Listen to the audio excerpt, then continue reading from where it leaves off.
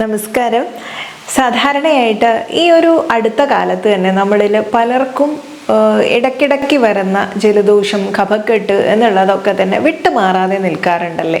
അപ്പോൾ ഇതിന് സഹായിക്കുന്ന നമുക്ക് വീട്ടിൽ ഉള്ള കുറച്ച് റെമഡികളും അതുപോലെ എന്തൊക്കെ കാര്യങ്ങൾ ശ്രദ്ധിക്കണം, ഈ സമയങ്ങളിൽ എന്തൊക്കെ കഴിച്ചാൽ നമുക്ക് ഈ കഫത്തിനെ കുറയ്ക്കാൻ പറ്റും എന്നുള്ള കാര്യങ്ങളൊക്കെയാണ് ഇന്നത്തെ വീഡിയോയിൽ പറയുന്നത്. നിങ്ങൾക്ക് ഒരുപാട് പേർക്ക് യൂസ്ഫുൾ ആവുന്നതായിരിക്കും ഇന്നത്തെ വീഡിയോ. മാക്സിമം ഷെയർ ചെയ്യാൻ മറക്കരുത്.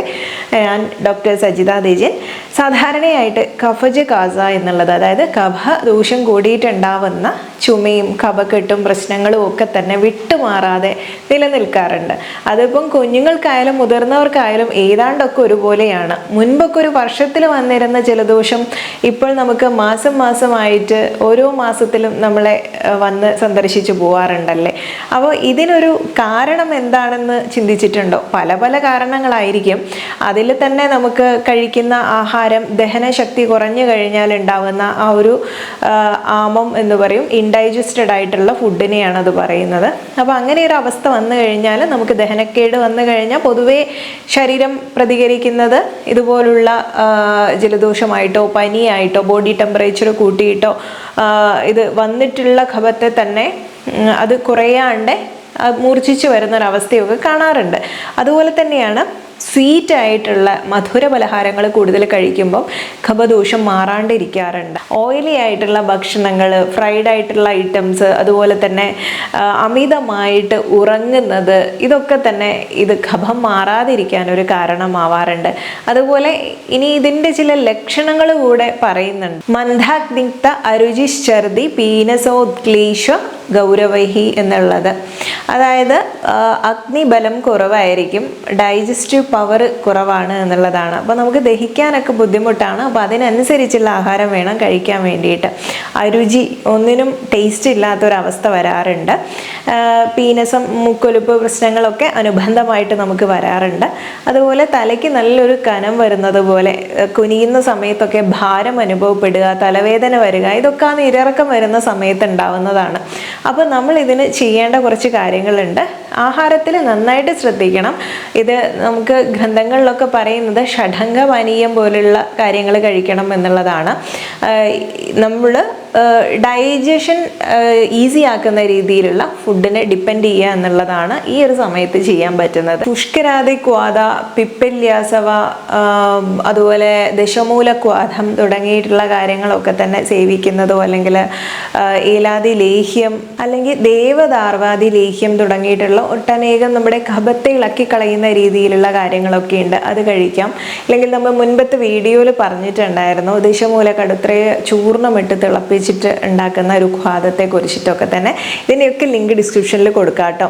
ഇത് തന്നെ ഡ്രൈ കഫായിട്ടും സ്പൂട്ടം കഫായിട്ടും 2 തരത്തിലുണ്ട്. ഞാൻ പറഞ്ഞു വരുന്നത് ഇതുപോലുള്ള സ്പൂട്ടം പുറത്തേക്ക് പോവാണ്ടുള്ള അവസ്ഥയിലാണ്. ഇത്തരം സാഹചര്യങ്ങളിൽ നമുക്ക് ഹോഴ്സ് ഗ്രാം സൂപ്പ് അല്ലെങ്കിൽ മുതിര വെച്ചിട്ട് സൂപ്പ് കഴിക്കുന്നത് നല്ലതാണ്. മുതിര സൂപ്പൊക്കെ ഉണ്ടാക്കാൻ എല്ലാവർക്കും അറിയുന്ന കാര്യമാണ്.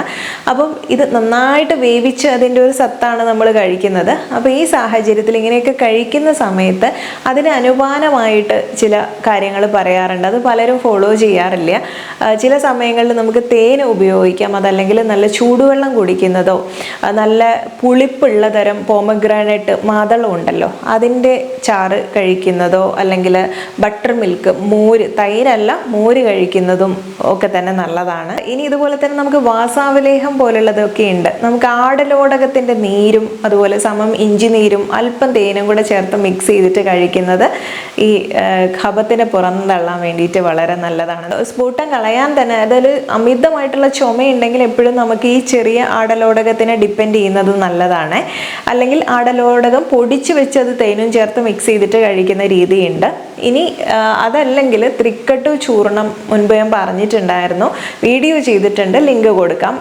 ഡിസ്ക്രിപ്ഷനിൽ നിങ്ങൾ എന്തായാലും ഒന്ന് പോയി നോക്കാം കേട്ടോ. ഇതിനെ ഡിപ്പെൻഡ് ചെയ്ത് വരുന്ന ബാക്കിയുള്ള വീഡിയോസിൻ്റെ ലിങ്ക് ഞാൻ അവിടെ ആഡ് ചെയ്യുന്നതായിരിക്കും. അപ്പോൾ ഈ ത്രിക്കട്ടു ചൂർണം തേനും ചേർത്ത് കഴിക്കുന്നത് നല്ലതാണ്. അതുപോലെ തന്നെയാണ് ചെറിയ ഉള്ളി ഇഞ്ചി, ശർക്കര ഇത് മൂന്നും കൂടെ സമം എടുത്തിട്ട് അതിൻ്റെ മിക്സ് ചെയ്തിട്ട് കഴിക്കുന്നതും തന്നെ ചെറിയ ചെറിയ പീസാക്കിയിട്ട് മിക്സ് ചെയ്ത് കഴിക്കുന്നത് നല്ലതാണ്. അതല്ലെങ്കിൽ നമുക്ക് ചുക്കും കുരുമുളക്, മല്ലിയില, ജീരകം ഇങ്ങനെയുള്ള കാര്യങ്ങളൊക്കെ ഉപയോഗിച്ചിട്ടും ദഹന വ്യവസ്ഥ നന്നാക്കാൻ വേണ്ടിയിട്ട്, അല്ലെങ്കിൽ ആ ഒരു ദീപന ശക്തി കൂട്ടാൻ വേണ്ടിയിട്ട്, പിന്നെ ആ ഒരു കഫത്തിനെയൊക്കെ ഇളക്കി കളയാനൊക്കെ ശക്തിയുള്ളതാണ് നമ്മുടെ തുളസി ഇല, പനിക്കൂർക്ക ഇല എന്നുള്ളതൊക്കെ. ഇതെല്ലാം കൂടെ ഇട്ടിട്ട് ചുക്ക് കാപ്പി തിളപ്പിച്ച് ഉണ്ടാക്കി കഴിക്കുന്നത് നല്ലതാണ്. അപ്പം നമ്മൾ മുൻപ് വീഡിയോയിൽ പറഞ്ഞതുകൊണ്ടാണ് നിങ്ങൾക്ക് ഡീറ്റെയിൽ ആയിട്ട് പറയാത്തത്. ലിങ്ക് നോക്കിയാൽ മനസ്സിലാവും, മുഴുവനായിട്ടുള്ള വീഡിയോ ഉണ്ട്.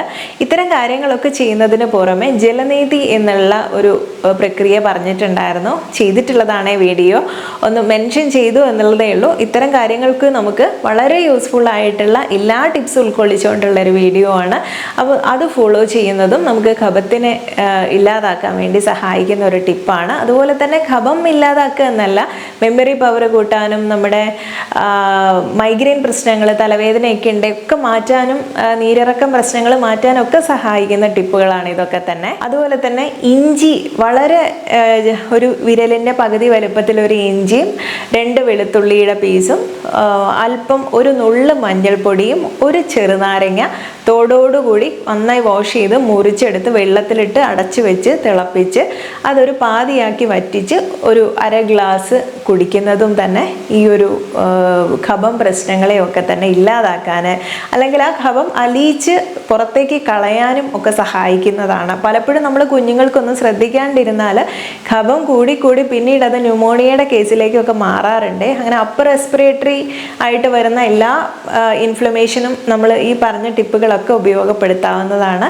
ഇനി ഇതിനൊക്കെ പുറമെ പ്രായഭേദമില്ലാതെ നമ്മൾ ചെയ്യേണ്ട ഒരു കാര്യമാണ് സ്റ്റീം ഇൻഹലേഷൻ, അല്ലെങ്കിൽ ആവി പിടിക്കുക എന്നുള്ളത്. അപ്പോൾ ആവി പിടിക്കുന്നത് പലപ്പോഴും നമ്മുടെ ഈ ഒരു തലയ്ക്കുണ്ടാവുന്ന ആ ഒരു ഭാരം അല്ലെങ്കിൽ നീരിറക്കം ഒക്കെ കുറയ്ക്കാൻ വേണ്ടിയിട്ടും കഫത്തിന് പുറത്തോട്ട് കളയാനും ഒക്കെ തന്നെ സഹായിക്കുന്നതാണ്. അപ്പോൾ വളരെ സിമ്പിളായിട്ടുള്ള കാര്യങ്ങളാണെങ്കിലും നിങ്ങൾക്കിത് ഉപയോഗിച്ച് കഴിഞ്ഞാൽ ഒരുപാട് പേർക്ക് നല്ല ഗുണം കണ്ടിട്ടുണ്ട്. ഇനി അതുപോലെ തന്നെ നിങ്ങൾ റിപ്പീറ്റഡ് ആയിട്ട് നിങ്ങൾക്ക് ഇൻഫെക്ഷൻ വന്നുകൊണ്ടേയിരിക്കുന്നു എന്നുണ്ടെങ്കിൽ വെറും ഹോം റെമഡിയിൽ ഒതുക്കരുത് കേട്ടോ. ഞാൻ നിസാരമായിട്ട് നമുക്ക് വരുന്ന ചില ജലദോഷം, പനി, ചുമയ്ക്കൊക്കെ എപ്പോഴും നമ്മൾ ആൻറ്റിബയോട്ടിക്സിനെയും മെഡിസിനെയും മാത്രം ഡിപ്പെൻഡ് ചെയ്യേണ്ടതില്ല. ഇങ്ങനെയുള്ള കാര്യങ്ങൾ ചെയ്ത് നോക്കാം എന്നുള്ളതാണ് പറഞ്ഞത്. കണ്ടിന്യൂസ് ആയിട്ട് ഇങ്ങനെ വരുന്നുണ്ടെങ്കിൽ നിങ്ങളുടെ ഇമ്മ്യൂണിറ്റി സ്ട്രെങ്ത്തിന് എന്തെങ്കിലും പ്രശ്നമുണ്ടോ, അല്ലെങ്കിൽ എന്തെങ്കിലും ഹെൽത്ത് ഇഷ്യൂ കൊണ്ടാണോ എന്നുള്ളത് മനസ്സിലാക്കണം. അതുകൊണ്ട് ഒരു ഡോക്ടറിൻ്റെ അഡ്വൈസ് തേടാൻ മറക്കരുത്. ഇന്നത്തെ വീഡിയോ വളരെ യൂസ്ഫുൾ ആയിട്ടുള്ള ഒന്നായിരിക്കും. മാക്സിമം ഷെയർ ചെയ്ത് കൊടുക്കുക എല്ലാവർക്കും. അപ്പോൾ നെക്സ്റ്റ് വീഡിയോയിൽ നല്ലൊരു വിഷയമായി വീണ്ടും കണ്ടുമുട്ടാം.